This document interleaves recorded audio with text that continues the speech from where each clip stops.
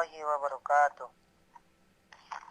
Kami dari kelompok 14 menjelaskan tentang prinsip-prinsip pengembangan kurikulum yang meliputi prinsip yang pertama jenjang pendidikan, prinsip kedua standar kelulusan, prinsip ketiga model, prinsip keempat dasar, prinsip kelima pengembangan, prinsip 6 pusat, prinsip ke-7 tanggapan, prinsip ke-8 relevan, prinsip ke-9 arah, prinsip ke-10 hasil. Prinsip yang pertama, jenjang kurikulum. Kurikulum bukan daftar mata pelajaran. Kurikulum sebagai proses totalitas pengalaman belajar peserta didik di satu satuan atau jenjang pendidikan untuk menguasai konten pendidikan yang dirancang dalam rencana. Prinsip kedua, standar kompetensi. Sesuai dengan kebijakan pemerintah, wajib belajar 12 tahun, sehingga kompetensi kelulusan harus mempunyai atau memiliki peserta didik mengikuti proses pendidikan 12 tahun. Setelah mendengar penjelasan dari prinsip pertama dan kedua, prinsip yang ketiga, model. Model kurikulum ditandai oleh pengembangan kompetensi berupa sikap, pengetahuan, keterampilan berpikir, dan keterampilan psikomotorik yang dikemas dalam berbagai mata pelajaran dengan memperhatikan prinsip penguatan dan keberlanjutan sehingga memenuhi prinsip akumulasi dalam pembelajaran. Prinsip yang keempat,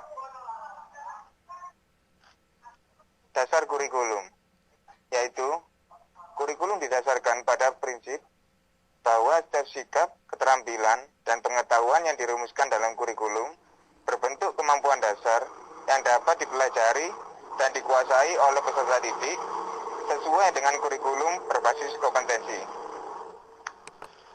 Selanjutnya yaitu prinsip yang kelima, pengembangan. Yang dimaksud dengan pengembangan ialah kurikulum dikembangkan dengan memberikan kesempatan kepada peserta didik untuk mengembangkan perbedaan dalam kemampuan dan minat. Atas dasar prinsip perbedaan kemampuan individual peserta didik, kurikulum memberikan kesempatan kepada peserta didik untuk memiliki tingkat penguasaan di atas standar yang telah ditentukan dalam sikap, keterampilan, dan pengetahuan. Prinsip yang keenam yaitu pusat kurikulum. Kurikulum berpusat pada potensi, perkembangan, kebutuhan, dan kepentingan peserta didik serta lingkungannya. Kurikulum dikembangkan berdasarkan prinsip bahwa peserta didik berada pada posisi sentral dan aktif dalam belajar. Yang selanjutnya, tanggapan. Kurikulum harus selalu tanggap dalam mengikuti perkembangan ilmu pengetahuan, budaya, teknologi, dan seni.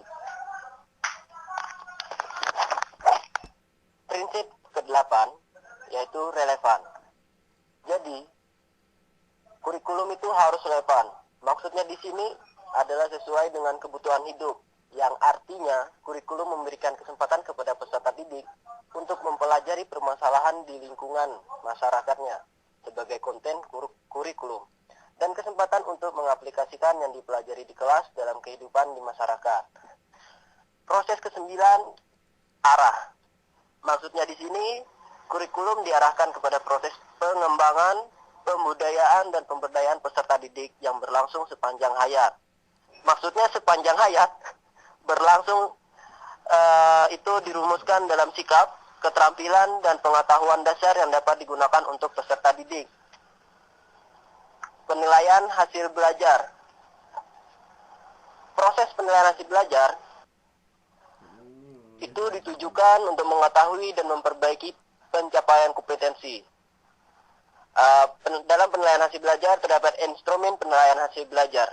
Instrumen penilaian hasil belajar adalah alat untuk mengetahui kekurangan yang dimiliki setiap peserta didik atau sekelompok peserta didik.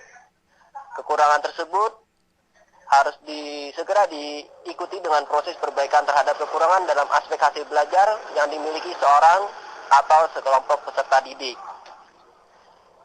Sekian presentasi kami dari kelompok 14. Terima kasih. Wassalamualaikum warahmatullahi wabarakatuh.